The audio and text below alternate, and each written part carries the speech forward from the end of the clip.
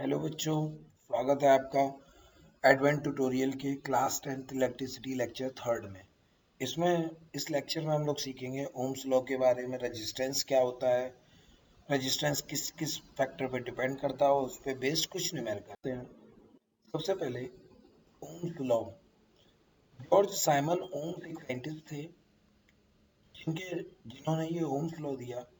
और Ohm's law gives the relation between two electric quantity. दो electric quantity हैं, एक तो पोटेंशियल और एक करंट। उनके बीच में जो रिलेशन दिया वो ओम्स ने दिया और उन्हीं के नाम पे इसे ओम्स लॉ कहा जाता है। हमने एक बल्ब लिया, एक सेल कनेक्ट किया, क्लोज सर्किट कंप्लीट किया। जैसे ही हम स्विच ऑन किए, करंट फ्लो किया, बल्ब ग्लो करेगा कुछ ब्राइटनेस से। और सपोज दो सेल लगा दो उसी बल्ब में। जब हम सर्किट को ऑन करेंगे, करंट अब की बार ज़्यादा फ्लो करेगी, बल्ब का जो ग्लो होगा वो ज़्यादा होगा पहले की कंपैरेटिव, एक सेल की कंपैरेटिव। अब हमने तीन सेल कनेक्ट किए, अगेन सर्किट कंप्लीट किया। अब की बार करंट का अमाउंट और ज़्यादा होगा और बल्ब तीन गुना ज़्यादा ब्राइटनेस से ग्लो करेगा। एक सेल कनेक्ट किया, तब ब्राइटनेस दो सेल में डबल हो गई ब्राइटनेस और तीन सेल में ट्रिपल हो गई। तो Ohm's law states that the current I flowing through a metallic conductor is directly proportional to potential difference B across its end provided its temperature remains same। एक condition है, temperature constant रहना चाहिए। तो किसी conductor के across जो current flow कर रहा है वो पोटेंशियल डिफरेंस के डायरेक्टली प्रोपोर्शनल होगा। Length, area of cross section, temperature, material remain constant. ये चार चीजें कांस्टेंट हो तो ही ये बात वैलिड है। बी प्रोपोर्शनल टू आई। अब बी अपॉन आई एक कांस्टेंट के बराबर होगा। बी और आई का रेशियो एक कांस्टेंट होगा और जिसे हम नाम देते हैं रेजिस्टेंस, आर से रिप्रेजेंट करते हैं। तो बी इक्वल टू क्या आ जाएगा, आई आर।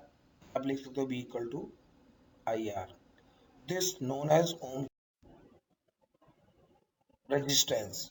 अब देखिए, जो ब्लू कलर के डॉट्स हैं दे इंडिकेट एटम्स। एटम अपनी जगह फिक्स रहते हैं कंडक्टर में। और जो ब्लैक डॉट हैं ये इलेक्ट्रॉन्स को रिप्रेजेंट कर रहे हैं, लेकिन सभी का मोशन जो है वो रैंडमली है। आप देखिएगा एरो रैंडम डायरेक्शन में अलाइन है जब कोई बैटरी नहीं लगाई।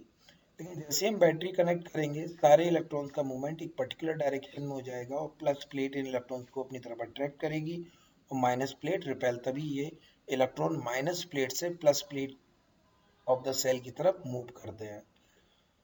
When atom are more, resistance is more।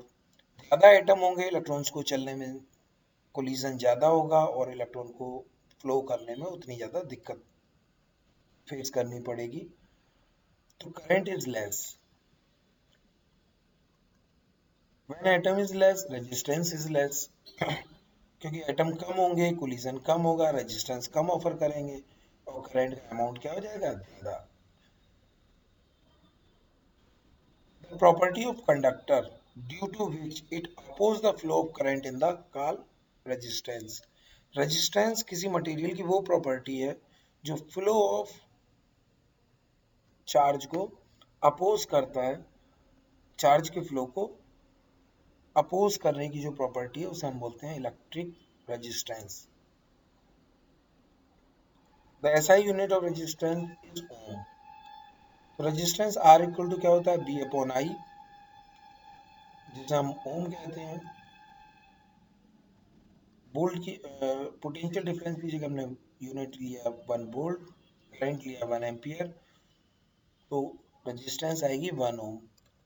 इस तरह आप 1 ओम को डिफाइन कर सकते हो। The potential difference across two end of a conductor is 1 volt and the current flowing it 1 ampere, then the resistance of conductor is 1 Om.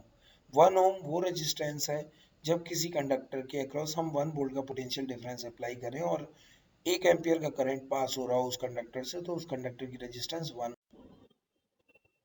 Metre.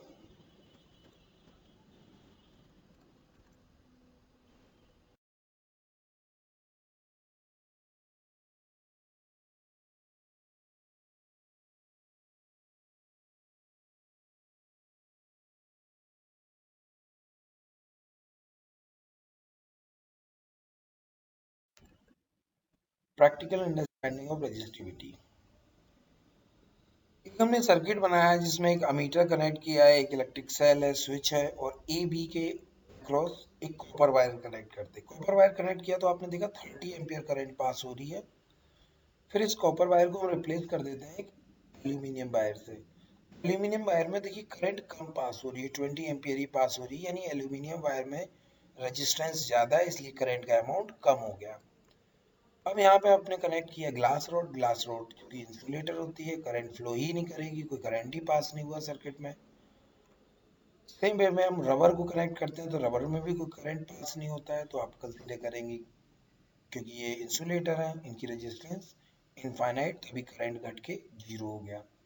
Resistivity is a specific property of material. Resistivity जो है वो material की एक specific property है। Different material have different resistivity. अलग अलग material की resistivity अलग अलग होती है। जो अच्छा कंडक्टर होगा उसकी रेजिस्टिविटी कम, जो बैड कंडक्टर ऑफ इलेक्ट्रिसिटी होंगे उनकी रेजिस्टिविटी ज़्यादा होती है।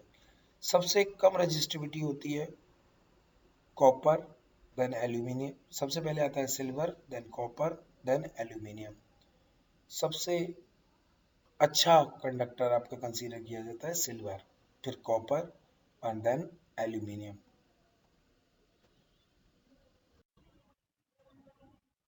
कुछ क्वेश्चन लेते हैं। On what factor does the resistance of conductor depend. Resistance किन किन फैक्टर पे डिपेंड करती है? तो resistance of a conductor depend on its length number one, number two area of cross section, and number three material, and fourth temperature.